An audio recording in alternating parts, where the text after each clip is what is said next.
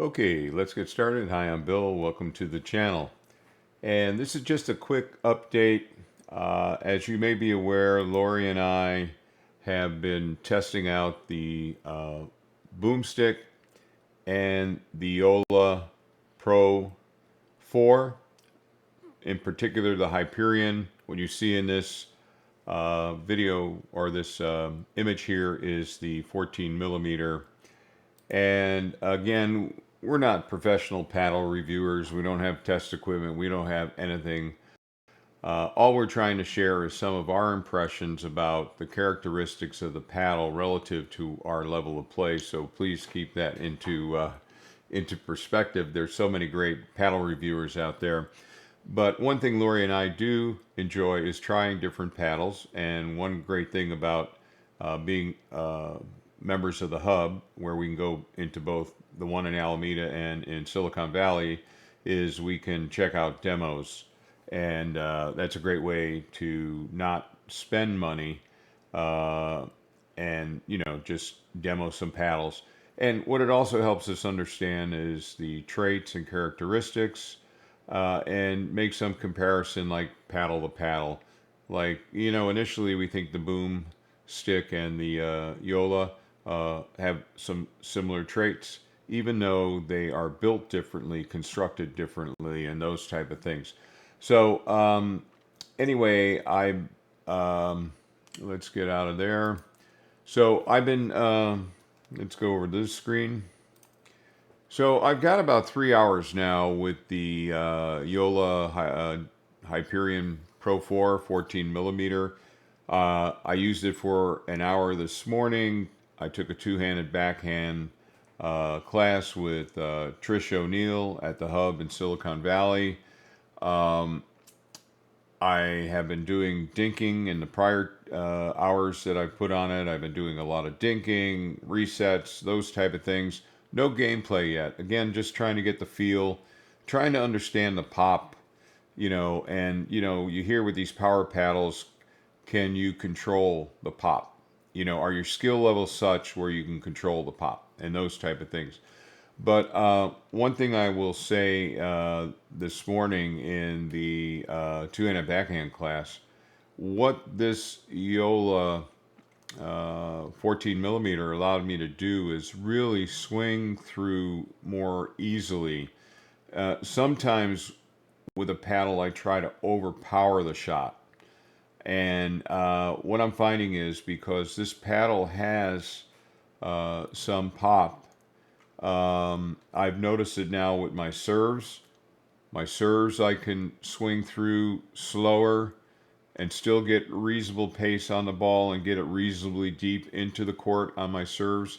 And then this morning I noticed that I could really, they always say do your drives at, 60 to 70%. And what I found is that I could swing slower but consistently through and follow up with this paddle. I felt that, I didn't have to put a lot of power into it. And it's when I think I have to put power into a paddle that I generally mess up the shot. So anyway, I did this paddle again this morning, and then Lori and I drilled for an hour after that, used it for 30 minutes more, again doing resets, dinks, drives, returns, serves, and I'm really starting to get worried because I'm really liking how this paddle feels. But then I said, okay, let me go see if they have the 16 millimeter. So this is a 16 millimeter here.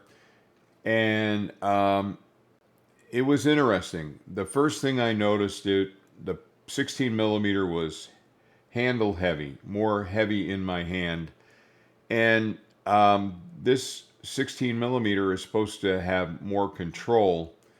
And I felt that on some of my shots, like my drops and things like that, what was coming off the paddle was a little bit less consistent than what I was getting from the 14.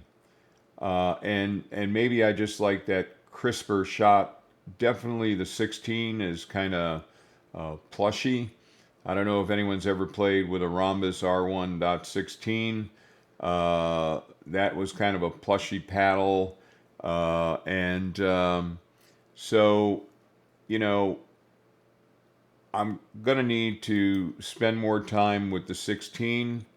And definitely I'm going to need to get the 16 and the 14 into some competitive play. I've got a couple things coming up over the next month.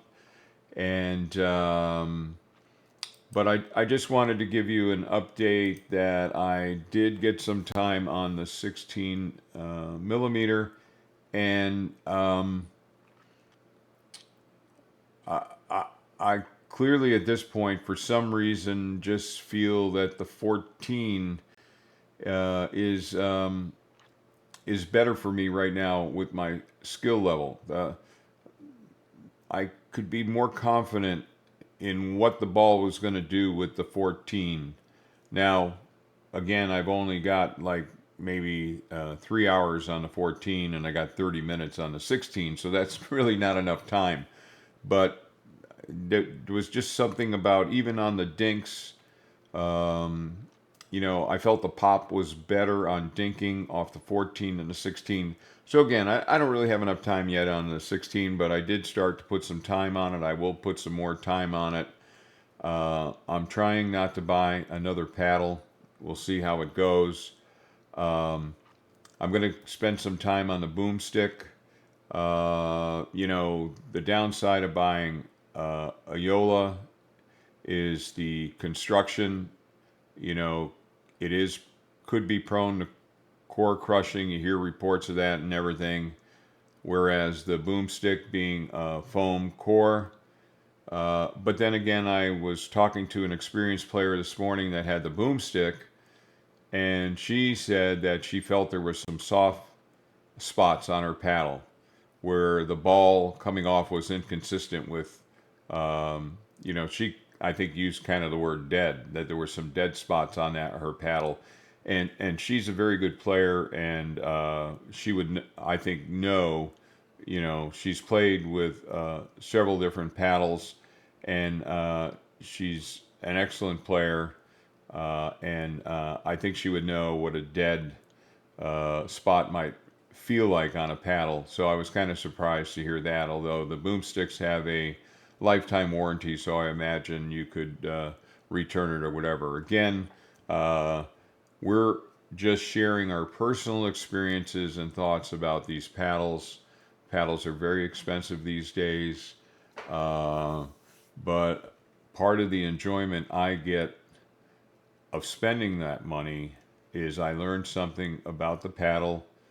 It helps me understand my Carbon Genesis 2 a little bit better, what its strengths and weaknesses are, and I just have fun with new paddles. So, but I just want to give you an update on the Joola testing and boomstick. Other than that, if you like this kind of content, give it a thumbs up. As always, like, share, and subscribe.